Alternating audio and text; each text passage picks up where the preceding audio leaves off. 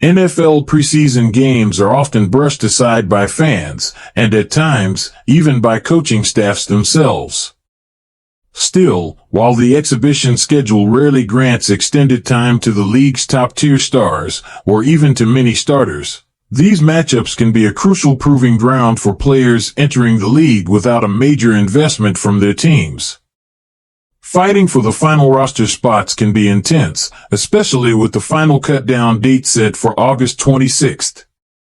That leaves only a limited window for players to make their mark following organized team activities, minicamps, and training camp.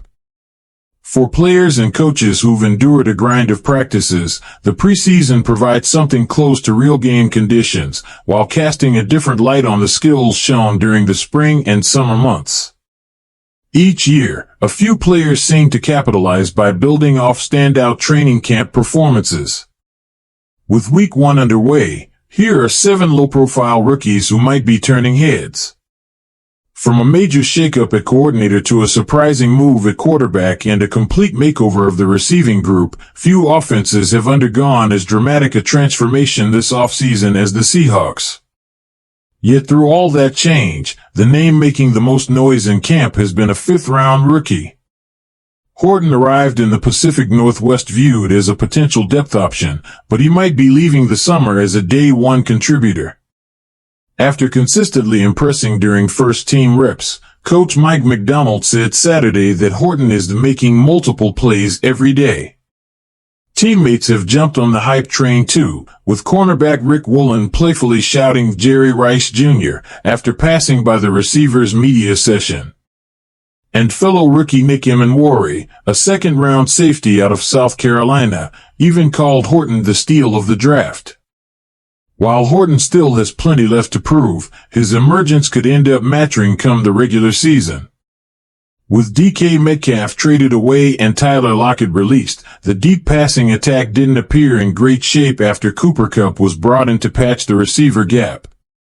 Marquez Valdes-Scantling, who averaged 22.6 yards per catch last season with new offensive coordinator Clint Kubiak in New Orleans, was signed to help stretch the field. But with the veteran turning 31 in October, Horton, who bounced back from a knee injury that ended his college season, has shown a knack for tracking deep balls. At this rate, his rookie workload may continue to expand. If there's a rookie flying under the radar who can rival Horton in camp buzz, it might be Krosky Merritt. A 7th-rounder, he's become one of the standout attractions for Washington's offense early on, routinely ripping off long runs. The 5'11", 208-pound back uses his sharp, sudden cuts to shake defenders at the second level with ease. A clear contrast from the steadier but less explosive style of starter Brian Robinson Jr. and the other backup options. However, experience still carries weight on a team relying on veterans to capitalize on its early rise as a contender.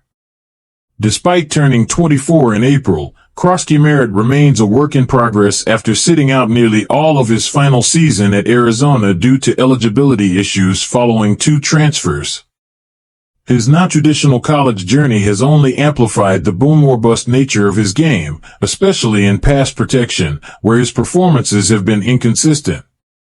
But if he can stabilize a bit more this preseason, Washington may have a tough time keeping him buried on the practice squad or deep in the depth chart. He's currently 5th among veterans, given the burst he brings to the ground game. Dallas' choice to wait until the 5th round to pick a running back appeared to cement Javonte Williams and Miles Sanders as the top options to revive a bottom-tier rushing attack. Indeed, the 2 veteran additions were listed atop the backfield pecking order on the unofficial depth chart released this week. But after a rocky start in OTAs and minicamp, Blue has begun to surge in camp, and the Cowboys coaching staff is clearly taking note. The 5'9", 198-pound speedster from Texas has gradually earned more first-team snaps and flashed his big play capability. Rookie head coach Brian Schottenheimer went as far as to compare him to a larger version of Darren Sproles. With that in mind, year 1 success for Blue might involve delivering as a third down back and passing game weapon rather than filling a traditional bell cow role. Still, ball security remains a concern for the rookie, who fumbled 5 times in 2024 and had a streaky college career. Many late-round rookies only see the field beyond special teams if they possess one standout trait. For Brooks, however, it may be his all-around game as a runner that sets him apart. Having piled up 4,560 rushing yards and 45 touchdowns across 5 seasons at Texas Tech, the 6th-rounder enters the NFL with uncommon comfort in every facet.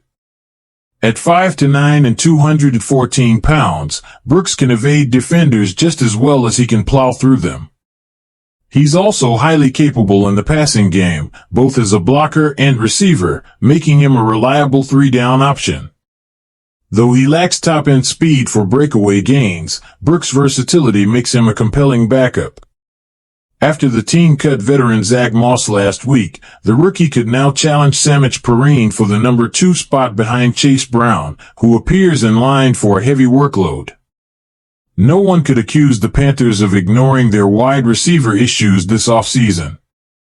From using the number 8 pick on Teteroa McMillan to signing former Pro Bowler Hunter Renfrow, Carolina made clear that last year's receiver group, headlined by 2024 first-rounder Xavier Legette, veteran Adam Thielen, and breakout undrafted rookie Jalen Coker, wasn't enough to elevate Bryce Young in year 2. Yet even with the added depth, a 6th-rounder has managed to snag some spotlight. Horn has stacked together several strong performances, including a Saturday scrimmage where he hauled in 2 touchdown catches from Andy Dalton. Coach Dave Canales, who got his NFL start as a receivers coach, highlighted Horn's relentless playing style, calling it all gas. Despite being known for his speed, the 5'8", 174-pound Colorado product hasn't shied away from contested catches or navigating traffic. Breaking into the regular receiver rotation might be tough for Horn in the short term. Still, preseason could help him lock in a role as a return specialist. When you're a late-round pick trying to earn a spot, making a strong impression with the right people is key, and Mumpfield already seems to be doing just that. 6-time Pro Bowler Devontae Adams recently raved about the Pitt product, praising his ability to adjust his game and beat top corners on amazing routes. Adams even said he felt like a proud dad watching him. Rams coach Sean McVay echoed the praise, calling Mumpfield a mature rookie wired to be able to separate. That's not too bad for a 7th-round pick. The Rams may not put much stock into preseason performances, but Mumpfield can further cement his standing for the 53-man roster if he maintains his pace. Regular season snaps might be scarce with Adams, Puka Nacua, Tutu Atwell, and Jordan Whittington ahead of him, but Los Angeles still looks like a solid landing spot for Mumpfield to develop his game. Mumpfield isn't the only young wideout generating buzz in LA this summer. A 5th-rounder out of Auburn, Lambert Smith wasted no time proving himself a reliable deep threat for Justin Herbert. He made an instant impression in the Hall of Fame game, slipping past Lions cornerback Ennis Rakestraw Jr. on a fade for a 28-yard gain from Trey Lance.